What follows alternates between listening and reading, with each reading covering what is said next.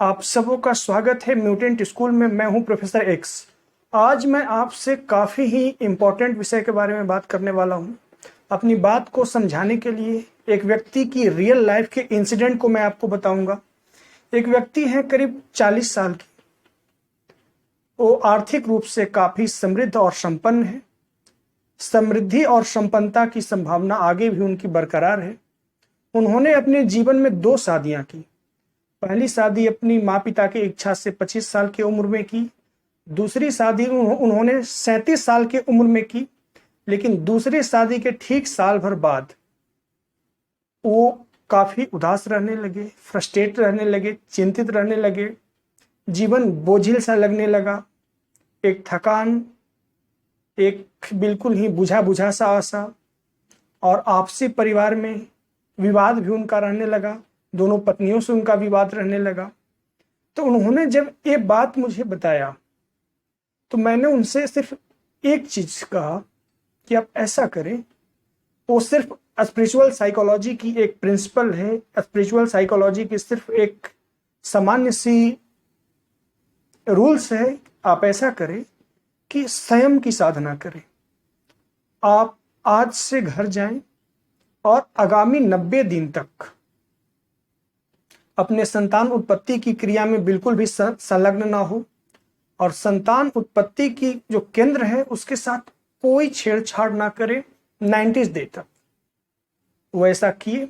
ठीक 16वें या 17वें दिन उन्होंने मुझे कॉल किया और बताया कि एक लाइफ में एक गुदगुदी, एक आनंद की संभावना, एक आशा दिखने लगी है और विशेष करके अपनी दोनों पत्नियों के प्रति एक विशेष आकर्षण, एक विशेष अभिरुचि, एक विशेष प्रकार का मोटिवेशन का एहसास होने लगा है।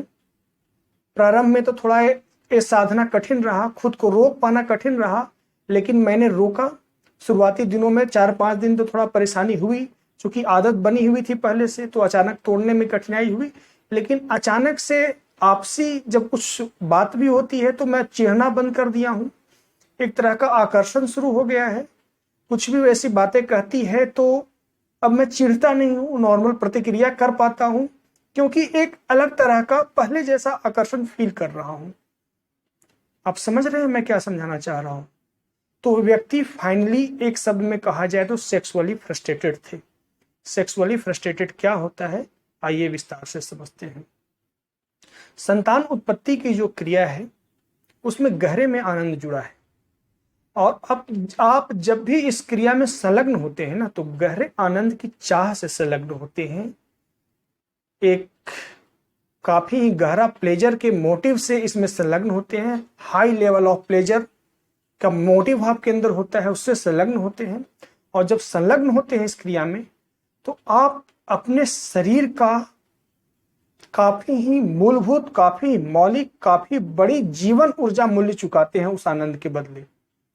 संतान उत्पत्ति की क्रिया से जो घटित आनंद है, उस आनंद को आप प्राप्त करने के लिए अपने जीवन ऊर्जा को खो करके काफी बड़ा मूल्य चुकाते हैं। और जब आप अपना जीवन ऊर्जा खोते हैं तो आपके अंदर एक थकान, एक निराशा, एक तनाव, एक बेझिल जिंदगी, उदासीन जिंदगी, एक अजीब तरह का कुछ ना करने की स्थिति, बुझा बुझा सा जीवन, ऐसा लग रहा है कि जीवन बुझा बुझा सा है की स्थिति में चले जाते हैं। और जब यही संतान उत्पत्ति की क्रिया आप कंटिन्यू कुछ दिन तक नियमित रखते हैं, कुछ दिनों तक, कुछ महीनों तक, तो आप उस आनंद की चाह में मोटिव होकर तो जाते हैं, लेकिन आप अपनी जीवन ऊर्जा चुकाते हैं। तो बार बार वही लंबे महीनों तक, लंबे दिनों तक आपको एहसास होता है कि जीवन ऊर्जा खोते हैं। एक थकान, निराशा, हताश का होता है। जाते हैं प्लेजर मोटिव से, लेकिन प्राप्त कर होता है आपको एक थकान, निराशा, हताशा। तो आप सेक्सुअली फ्रस्ट्रेटेड हो जाते हैं, क्योंकि शरीर और मन का नियम है कि शरीर और मन आनंद की तरह उन्मुख होता है और कष्ट, निराशा, हताश, तनाव जहां मिलेगा, असहज स्थिति जहां मिलेगी, वहां से विमुख होगा।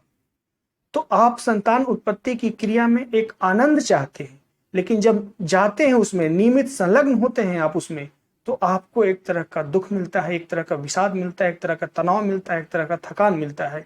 और यही आनंद की क्रिया के चाह में आपको संलग्न होना और परिणाम स्वरूप आपको निराशा और थकान होना, सेक्सुअली आपको फ्रस्ट्रेटेड करता है। और जब आप सेक्सुअली फ्रस्ट्रेटेड होते हैं तो समझ सकते हैं कि दो फ्रस्ट्रेटेड व्यक्ति, दो तनाव युक्त व्यक्ति, दो ऊर्जा विहीन व्यक्ति, दो ऊर्जा खोया हुआ व्यक्ति आपस में विवाद के अलावा कुछ पैदा नहीं करेगा। इसीलिए होता है विवाह के प्रारंभिक अवस्था में कुछ दिनों तक बहुत ही अच्छा चलता है। जो लोग प्रेम करते हैं वो भी इस बात को समझते हैं कि प्रारंभिक अवस्था में काफी सब कुछ अच्छा चलता है, लेकिन कुछ दिन बाद सेक्सुअली फ्रस्ट्रेटेड हो जाते हैं क्योंकि अप्राकृतिक ढंग से सारी क्रिया करते हैं। चाह होती है आनंद की और उनको मिलता है जाके वहां पे निराशा, थकान, ऊर्जा विहीन।